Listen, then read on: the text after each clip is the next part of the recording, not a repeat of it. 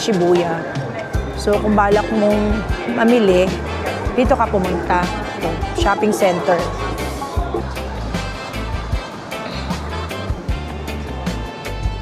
Nakabili kami ng Ray-Ban ni tatay. Patingin ng sayo, Ray-Ban.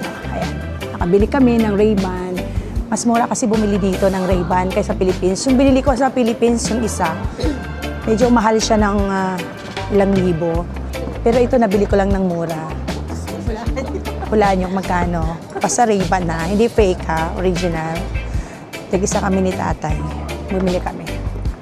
So kung alam ko pa lang na mas mura pala dito sa Japan, sana hindi na ako bumili sa Pilipinas. Difference eh, no? Oo, laki. Laki ng difference talaga. Kailan ko lang binili yon? Alam ko pupunta ako dito. Papasok tayo. Social. Nandito kami sa mall kung saan nandito yung Pokemon Center.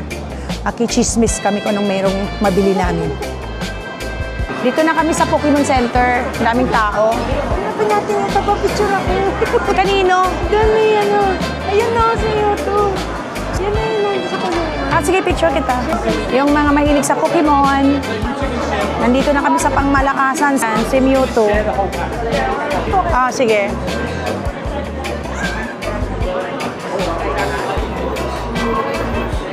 One, two, three. Nag-Starbucks muna kami ni tatay. Habang hinihintay namin si Beck. Bumipila pa siya doon sa Pokemon. May bibilin yata siya yung t-shirts na nagpapadesign.